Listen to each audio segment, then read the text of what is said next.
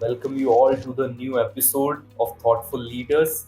I am Rityunjay Sharma from College Dunia. Welcome you all in this new episode named as Thoughts on Education Initiative by collegedunia.com. And today I have with me some special guests, Dr. Anirban Sen Gupta, sir, Dean School of Business at Modi University. Welcome, sir. Thank you. Thank you very much. I will start with your brief introduction, sir. Dr. Anirban Sen Gupta is currently the Dean School of Business in Modi University, Sikar, Rajasthan. Dr. Sen Gupta holds a graduate degree in electrical engineering from Jadavpur University, Kolkata, a postgraduate degree in management studies from Narsimhanji Institute of Management Studies, University of Mumbai, and PhD in management from Savitribai Phule University of Pune. He brings in a total of 29 years of rich cross functional industry and academic experience with organizations and institutions of repute from all over India. He has earlier held various leadership roles such as Associate Professor, Marketing and Chairperson Placement, Goa Institute of Management, GIM Goa, Professor and Dean, College of Management and Economic Studies and Director, Center of Management and Development, University of Petroleum and Energy Studies, Dehradun, Executive Director, International School of Business and Media, ISB&M Pune, Professor and Director, Center for Healthcare Management, Administrative Staff College of India, Hyderabad. Dr. Sen Gupta spent a decade in the industry in manufacturing with CEAT tires and then in the area of credit rating with Cresil as senior rating analyst and then with Fitch Ratings India as vice president. And he has served as visiting faculty to Faculty of Applied Economics, University of Antwerp, Belgium. He was awarded Devang Mehta Best Teacher Award for Retail Management in 2009. Sir, late wishes from my side, sir. How are you, sir? I am good. I am good. Looking forward for a very positive and healthy interaction with you. And I liked your smile, sir. Yeah. Yeah, I will just begin with the questions, sir. Please. Yes, sir. My first question to you is, sir, you have long association in education field throughout your professional career. What are the key factors that keep you connected with the education sector, sir? Well, one definitely, it helps me to remain connected with the young mind, the fresh mind. That keeps you fresh in terms of your thought process, in terms of your mindset. You also remain at the cutting edge of where life is going. Okay, which means in terms of technology, in terms of thought process, in terms of how the new generation is thinking.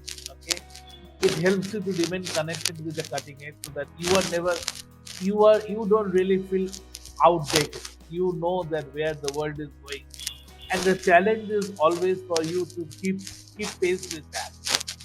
Okay. The second thing is that you continuously keep on learning.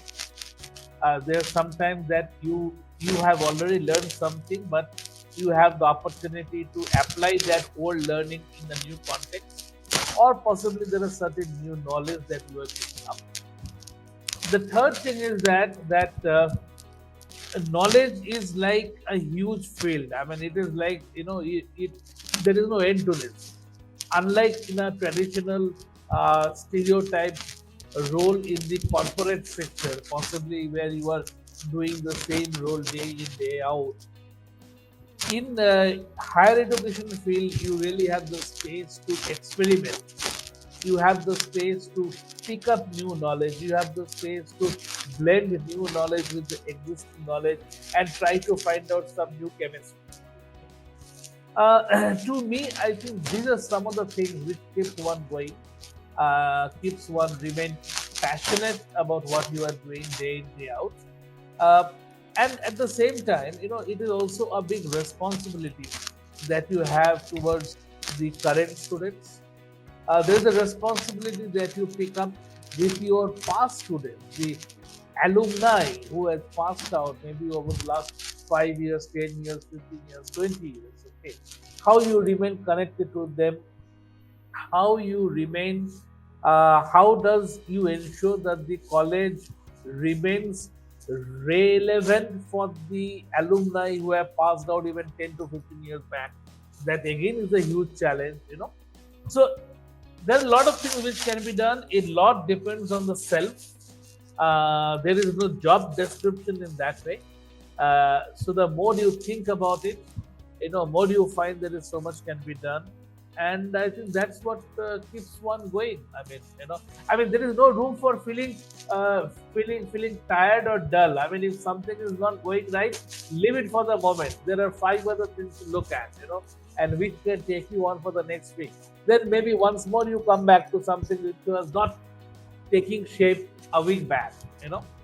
So I think those are some of the things which actually keeps me very passionate, and always I daily when I wake up in the morning I look forward to kind of stuff. I mean, if I may use that. Means the learning has no age, means just you see enjoyment in every learning. Absolutely. And the best part I like that how to keep that alumni contact connected with the college, because that's all which ultimately helps a lot to the current students. Correct. So that's great. Yeah, like when it comes to really the concept of how do you build up an institution. Institution doesn't mean only the current students. Institution doesn't mean only those who are paying you the fees. Institution also means who have already paid you the fees, you have provided the service, but they are your lifetime customers. And who are at peak position somewhere, who can help current students a lot. Absolutely. It actually is both ways. Most of the time, as an institution, we are very selfish. We look at towards the alumni thinking that what they can do for us. But rarely we think that what we can do for them. Yes. Okay. So we take that kind of a stand. Our starting point is what can we do for them? Once we take that kind of a stand, then there is no pressure on the alumni to do something for us. So, and I think that is something which keeps the relationship so healthy, so fresh. Okay, there is always something which the alumni can reach out to me, or I can reach out to them. It's a seamless connect. Okay, and I think that is something which creates value. I mean, you become part of their family, part of their life. And once you look at it that way, I think that is the ultimate satisfaction that you get. That's great, sir. My next question, sir. Being the Dean of School of Business at Modi University, what is your philosophy of leadership, sir? How do you describe your leadership style? Well, I don't have any definition. I just go and do it. Okay. So when I go and do it, my philosophy is very simple, that I don't believe in the structures or the organization hierarchy. I don't think that okay, I am the dean, so everybody has to knock at my door and come. So I believe in a very flat structure. To me, even the my office staff support, my peon, are as important to me as my faculty members, and I always think that I am par with them. So I don't really see any difference between me and my peon, me and my students, me and my parents, me and my faculty. So I think one of the key things which I always do is that whenever I'm interacting with somebody, I come down to the level of that particular person, and that helps me to connect. I do not see, oh, I'm the dean, I'm here for with the 29 years of experience. Okay, what are you going to teach me? No, I think there is something that each and every person can teach you. So once you bring in that kind of an approach, I think that defines the culture of the institution that you are driving, and that goes to define the culture which the faculty members and staff members tend to follow, and that in turn, I think goes to define the mindset of the students, how they grow up, because at the end of it, it is these students who are going to be in the corporate. They need to be aligned with the right organization culture which the corporate needs. And how do you teach a culture to the students? I mean, it is not just classroom, it is actually through practice, it is through the experience that you actually communicate to the student, that how you should behave, what you should do. Okay, and so these are certain things, like you actually asked me a very very tough question, but I think the response goes so pervasive. Okay, that in turn goes to answer so many things. So when I'm saying that what is my leadership style, ultimately if you see, we are linking it to the kind of value that we are creating to our students and how that is relevant for them to succeed in the corporate world. So everything is connected. So Yes. that's how is my way of looking at things. I love to trust people. Until I am proven wrong, I trust each and every person in this whole world. I always feel there is something to learn from somebody else. I always feel that do not look at inside the organization and try to score a point, but look out towards the market, which is your real battlefield. You know, and if you can score a point in the market, that is 100 times more powerful than scoring a point through internal politics or dynamics. So I have no time for that. So as a result, the internal culture does not affect me in any way whatsoever, because I am always looking at outside. Okay, so I am always there with a smiling face that you are seeing me. So this is part of my life, part of my personality, and I think that is what inspires my team. That is what Yes. creates us trust in my team, the confidence in my team, and they put in more than 100%. And that goes for my faculty, my staff, and even my students. I'm so proud of my students. Like there are so many things I give responsibility to my students, maybe to come out with our newsletter and whatever.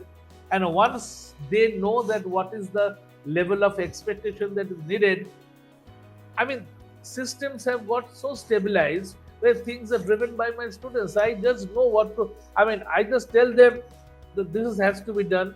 Once in 2 months, we have to come out with these newsletters. In the earlier time, maybe a year back, I will work with them on each and everything and tell them, no, not like this. The picture should be like this. The font should be like this. They should be like this. Today, everything happens just like that. They make it. First time I said, okay, done, perfect. So that's how it works. It's really very, very, very nice. I mean, very exciting. To work with this kind of a philosophy. It keeps you mentally fresh. There is no pressure on your mind. That I can feel. Okay, and I don't feel bad or shy to say, if I don't know something, I say I just don't know. Okay, please teach me. Okay, that brings down the pressure on my mind a lot, because the moment you say that I know each and every damn thing in this world, you are always under pressure to prove that you really know it. But if you can say so nicely that I just don't know this, can you help me learn this? It makes it so different. Okay, so that's how. That's great from your side. Means I'm unable to understand that I'm speaking with Dean of School of Business. So it's great, sir. So my next question is regarding the curriculum of Modi University, sir. Yeah. So how you ensure that the curriculum is the best practice of the industry? Yeah, see, it's a very pertinent question that you have raised. And what we do is that we do based on a couple of things. Number one, based on my experience whatsoever have been, I try to bring it and try to ensure that what we are doing here is absolutely cutting edge. Second is we have been, fortunately, because of my experience, I have got the goodwill and support of number of faculty members and professionals from the corporate world and from the B schools. So we have set up a fantastic board of studies which comprise of faculty members from IIM Kozhikode, IIM Calcutta, XLRI, NITI Mumbai, SK Hyderabad, BITS Pilani, and also we have got 4 faculty members from various B schools from across the world. Okay, so number one, they helps us to understand and know what is happening there, and then we can say that, okay, can I imbibe this as part of my curriculum? So that helps me to always remain in touch internationally or nationally, what are the best practices, some of the latest courses, so that we can also look at it. The third thing that we do is that we are very clear about our positioning. So we know who are our customers, we know who are our target students, and we know what kind of value that we want to create for them. So based on that, we decide that what is relevant for us, what is not relevant for us, and what is something new that we should bring in which nobody else is doing. Okay, so there is a fair amount of creativity that we do bring in, and we introduce in our program, which again we vet it with our board of study members, to get their perspectives. It is not that in all the time all of them say yes, but when we explain to them, they find a logic in that. So that is how we actually keep our curriculum very cutting edge, very updated. At the same time, we are very clear on the target customer and the value that we want to create for them. So So many that's things, great. there are many things which we don't do.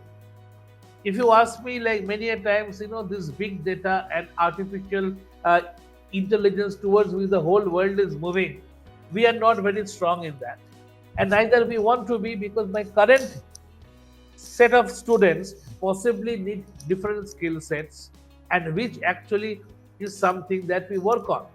So we are serving a set of students who are all girls. So women leadership is the in thing for us. So we train our students not only in terms of the courses, the functional input, the business input, the soft skills, but we also work on developing their mindset. When I say mindset, means that as a woman, while there are so much of opportunity today in the external world, but that external world is not only for female, there is a men and women both are there. So when you are going to compete there, what kind of mindset development you need to have so that you can go there and you can really win. So we work more on that. Okay. So these are some things which possibly very few institutes will work, because very few institutes focus only on the girl students. In a class, typically there are 70 boys, 30 girls. We don't have the 70 boys. Possibly we will have 20 more girls. Okay. So my class size will not be 100, will be 50, all girls. But we know that our MBA is only for the girl students. Unlike the other MBAs, where there is 70 boys and 30 girls, and the entire discussion is a very man centric, because business is male dominated. We are very clear that our target market is different. So we want to fine tune our program to our target market, and that is how we create value. So we are not very worried that if IMA is doing something, we also need to do that.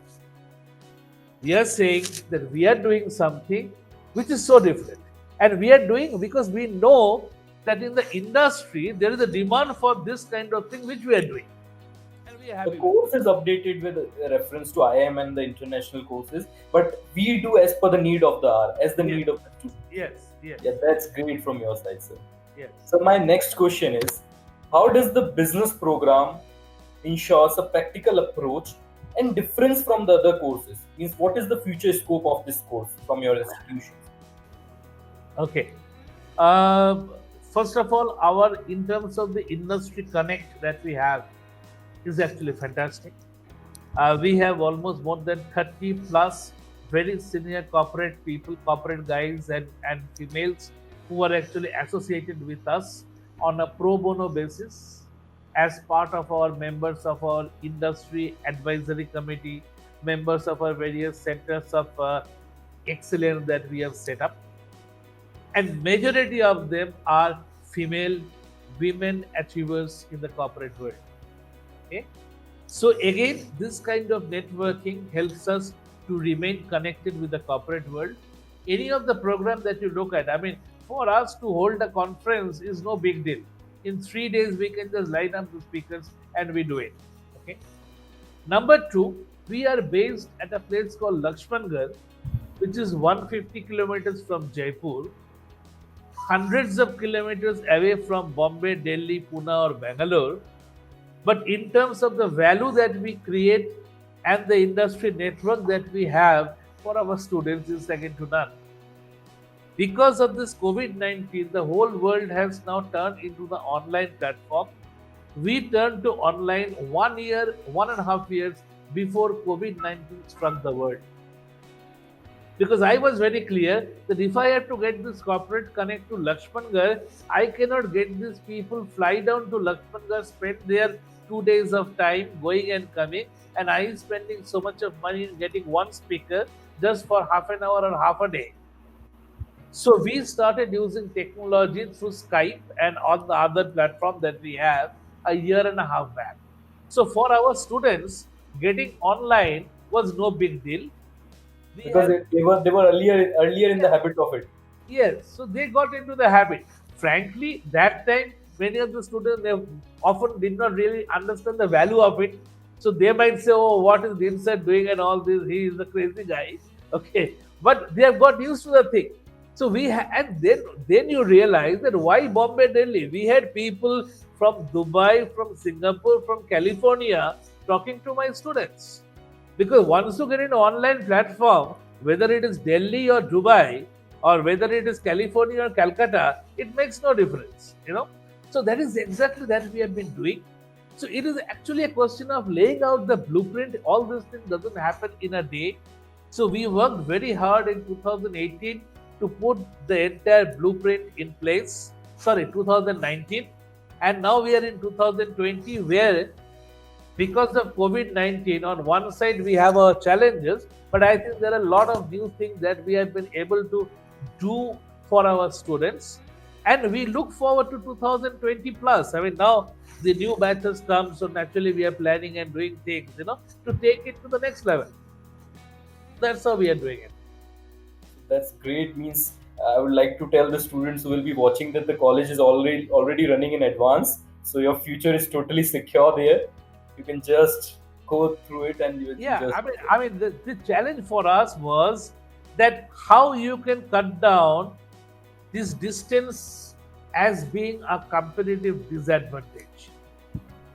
And we say that if you use the technology in the right way, then distance is no longer, there is a death of distance, because of technology, you know. And that is what we have been doing, and we have been doing very successfully. So we have seen how positive and how down to earth you are. I can just analyze. But definitely, I would like to know that what are your roles and responsibilities to the university and the students are. Well, my responsibility to the university is I only have one single responsibility to build up a great business school. So I focus on that. In terms of my students, yes, I think there is a lot of responsibility because when the students are coming to us, they are actually they are paying a price for their whole lifetime. It is not a price for 2 years. Okay, so once you see it in that way, you forget the fact that what you are doing is only for short term. You have a tremendous responsibility in saying that what you are doing that is going to impact the life of the students for their whole life. So actually, many a times there is so much of pushing that we do for the students, and majority of the pushing is essentially on building up the mindsets. We have only girl students. Number one, there are social issues which many a times doesn't permit a girl to actively think of a career.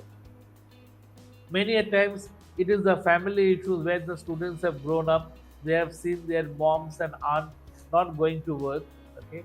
So they feel that okay, I have come to work, but fine at the end of it, I will get married and I'll lead a happy, cushy life. My spouse is going to work.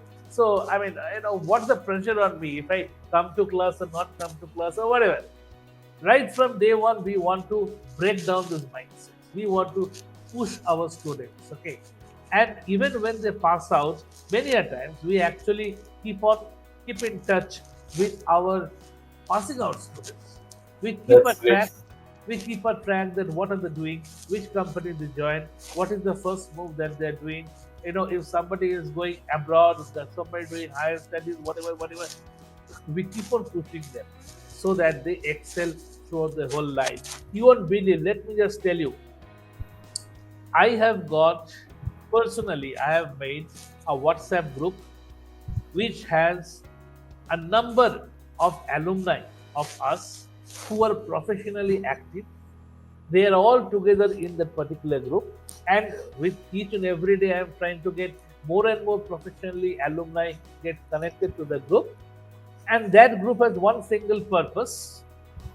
That group brings in wherever you find any job opportunity, it puts into that group so that it creates an opportunity for my existing alumni.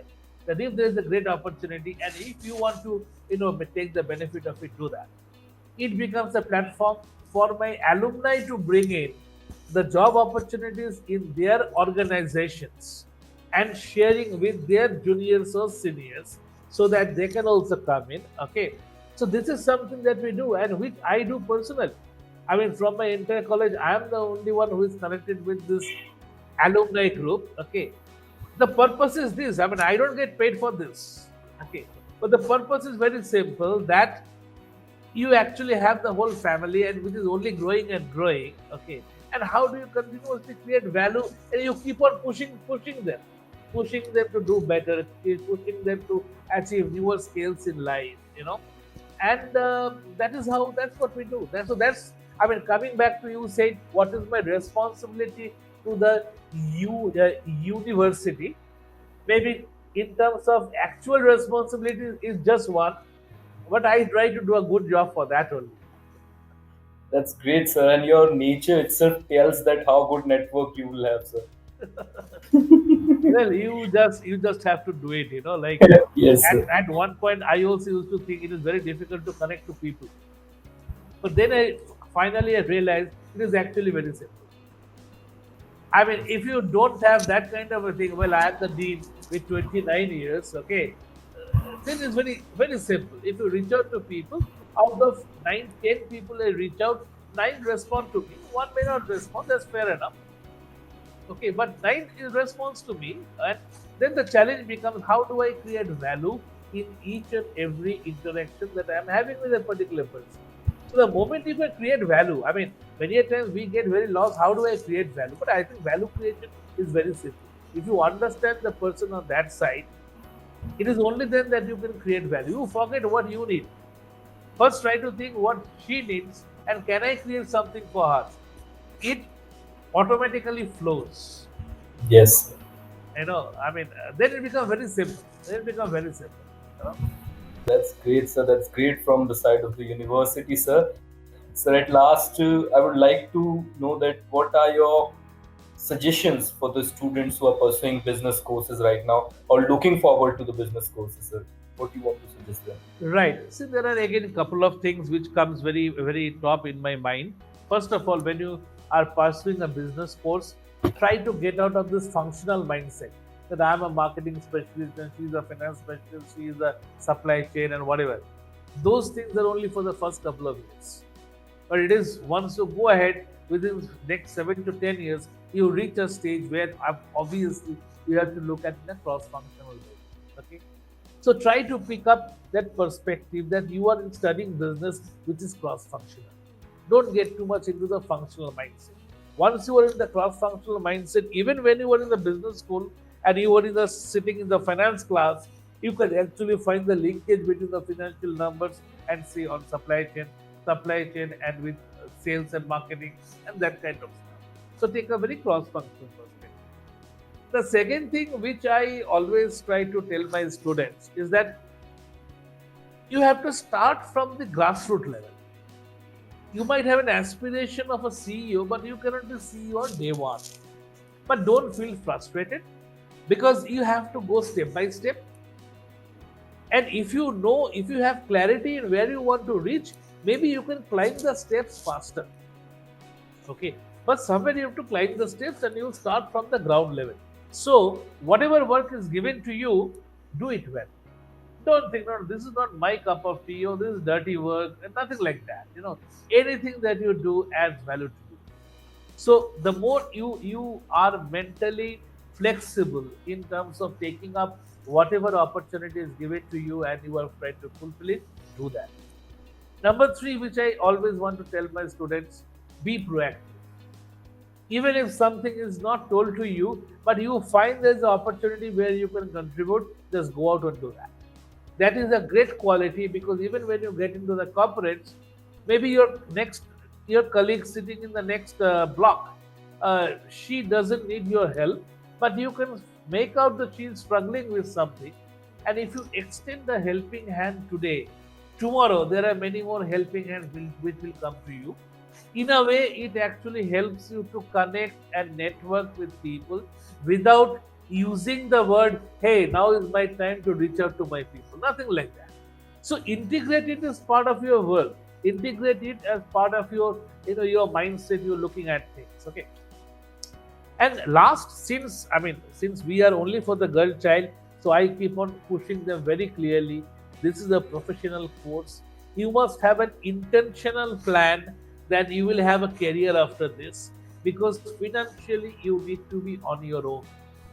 Until and unless you have an intentional aspiration to really be in the corporate sector and work, you will never do it.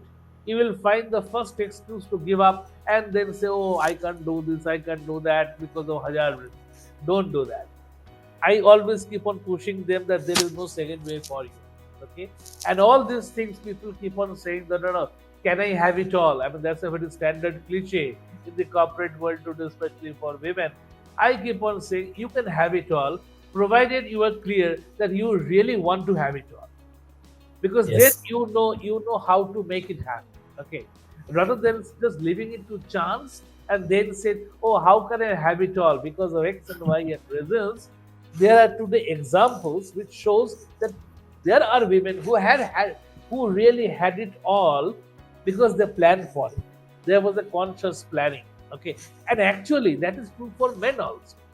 If a man Yes. also wants to become a CEO, until he plans in that way and until he does some sacrifice at some point of time, he cannot reach that level. But then the point is, if you look at life in totality, not just that every moment I am having to have all the things, not that. But if you see yourself life in totality, then yes, at some point you sacrifice something, but at the end of it, you might say, I really had a great professional life. I had it all. So Yes. these are some of the things that I keep on telling my students, That's and great. That's great, sir. trying to keep on pushing them. So, what you feel are the challenges you face to uplift the quality of education of your departments? Uh, I think, well, there can be hundreds of challenges, but I think first and foremost, it is mindset. Uh, Most of the time, it is mindset that, oh, I am not an I am. Okay, so how can I be so good? Or my past background has not been, I had not been a 90% student all throughout. So do I really have a great future? So I think it is all mindset. If you start saying, forget the past, your time starts from today. And I am is not an I am just because of the brand name. It is because of the students. It is because of their mindsets. Okay. So who is stopping you from becoming a next I am in Lakshman girl? Okay, you may not be an I am Calcutta, but you can definitely be an I am Lakshman girl if you had the mindset. And we keep on saying that we will get you all the resources that you need in terms of books, in terms of journals, in terms of internet, in terms of corporate connectivity, as I told you, in terms of the best of profs from all across the world. They are all part with us. They are there to help you. You just take it. We have given you the buffet. You just pick and choose whatever you want to do. But it is you who have to do it. Out of 24 hours, if you spend half the time in only sleeping and gossiping, then nothing will happen to you. So We be just need their interest and dedication, and absolutely, rest is absolutely, all upon us. absolutely. So it is up to you. Okay, you take the most of it, and we say that you push us. You push us to the wall, and you demand whatever you want. But then don't give a reason, oh, my prof was not good or my this was not good. How could I learn? Don't give that reasons. Lord, everything depends on self. We are there to facilitate you, support you, and ensure that whatever input that you need to fulfill your ambitions and dreams and desires, you will get it at Modi University School of Business. Because it is not the four walls which really define what we can get to you. We can get to you anything from all across the world, provided you have the passion to take it up. Yes, sir. So that's really our mantra to our students.